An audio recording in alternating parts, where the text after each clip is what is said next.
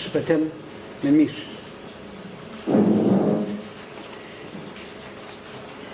Nderuar, fjala është për ju.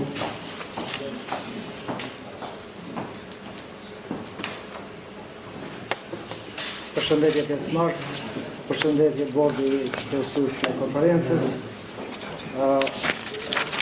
Tema ime për këtë konferencë është rëndësia e fuqizimit ekonomik të grave për zhvillimin e qëndrueshëm në Kosovë. Na e dim se shumë herë edhe shumë histori shkruan për gratë, për kontributet e tyre, për historitë e tyre në për luftra apo në për sfidat të ndryshme, por asnjëherë nuk është trajtuar edhe nuk trajtohet për gratë që janë shumë të suksesshme në biznes edhe në ekonominë e shteteve. Rastet sidomos në Kosovë, tani më kohën e fundit kemi shumë gra që kanë sukseset të mëdha, që arrin për bizneset e tyre, po edhe si shtetin që është shteti i Kosovës. Një ndër ta mundemi me thonë se gratë më të suksesshme rastet me presidentet e fundit, si është Atifete Joga, si dhe Vjosa Osmani. Unë vetë si ekonomist, kam pas dëshirë dhe kam dashur ta trajtoj pak më gjërësisht në aspektin e zhvillimit ekonomik, jo në aspektin e historisë, se kemi mbretëreshën të udhë ose shumë gra si Nën Tereza apo më tepër. Fuqizimi ekonomik i grave është një komponent thelbësor i zhvillimit të qëndrueshëm dhe i drejtësisë sociale. Në kushtet e një ekonomie të vogël dhe tranzitore si kjo e Kosovës, roli i grave në procesin ekonomik nuk mund të kufizohet vetëm në sferën familjare, por duhet të shtrihet në të gjitha nivelet e vendimmarrjes, prodhimit dhe inovacionit. Sipas Bankës Botërore, në 2024, pjesëmarrja grave në tregun e punës në Kosovë mbetet më e ulta në Evropë, e cila është vetëm me 21%, ndërsa për burrat te kalon mbi 65%. Kjo tregon se kapitali njerëzor i grave është ende i pashfrytzuar, duke penguar potencialin zhvillimor të vendit. Në këtë kuadër, fuqizimi ekonomik i grave nuk është vetëm çështje barazie, por një detyrë zhvillimore që ndikon drejt për drejt në rritjen ekonomike, uljen e varfërisë dhe përmirësimin e mirëqenies shoqërore. Fuqizimi ekonomik i grave në kupton krijimin të barabartë përqasje në arsim, punësim, pronë dhe kapital.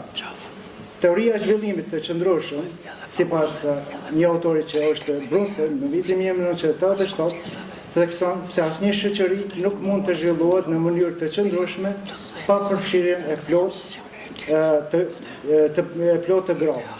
Po ashtu edhe sipas Armartësi në vitin 1999, zhvillimi nuk kupton zgjerimin e lirisë së njerëzve për të bërë zgjedhjen ekonomike dhe shoqërore, që është thelbësisht i lidhur në barazinë gjinore. Në këtë kuptim, fuqizimi ekonomik i grave në Kosovë përfshin rritjen e punësimit formal, përfshirjen në sipërmarrje, qasjen në kredi dhe pronë, përfaqësimin në strukturat menaxheriale dhe politike.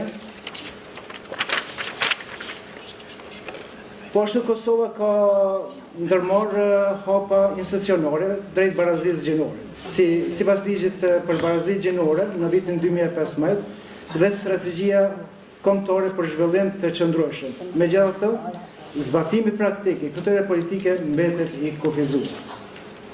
Të dhënat sipas Agjencionit të Statistikave të Kosovës tregojnë në 2023 tregojnë se vetëm 13% e grave janë të vetë punësuar. Vetëm 9% e bizneseve janë në pronësi të grave.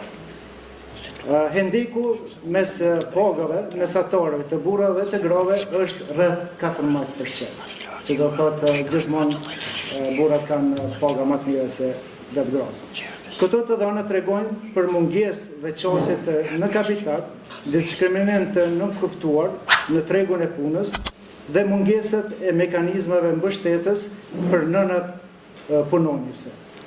Për më tepër, stereotipet kulturore shpesh kufizojnë rolin e grave në sferën familjare, duke bërë të vështirë përfshirjen e tyre aktive në ekonominë e shteteve të tyre ose vendit të saj. Studimet ndërkombëtare tregojnë se rritja e pjesëmarrjes së grave në ekonomi ka ndikim pozitiv në GDP-n dhe në stabilitetin social. Për shembull, një rritje prej 10% e punësimit të grave në Kosovë mund të shtonte GDP-n në mbi 2.5%, sipas të dhënave të UNDP-s në vitin 2024.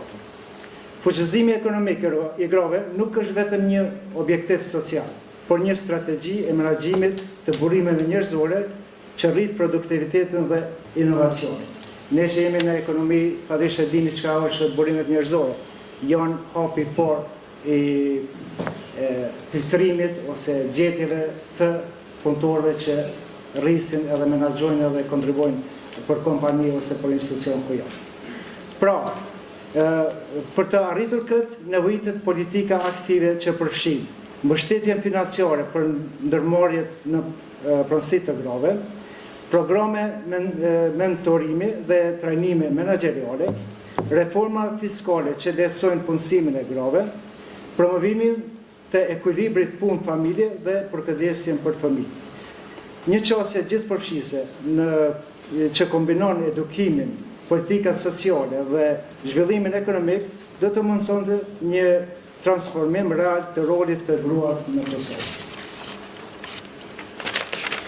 Dhe jam në datin përshëndet, mos të më më shumë. Fuqizimi ekonomik i grave është një faktor kyç për zhvillimin e qëndrueshëm të Kosovës. Përfshirjen e grave në ekonomi nuk duhet parë si masë sociale, por si investim në kapitalin njerëzor dhe në të armën e vendit.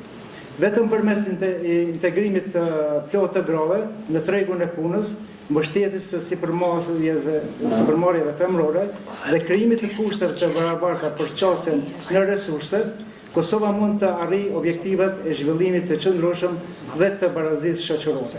Ky proces kërkon angazhim institucional, bashkëpunim ndërsektorial dhe ndryshim kulturor që e njeh gruan si partnere të barabartë në zhvillimin dhe zhvillimin e ekonomisë. Faleminderit.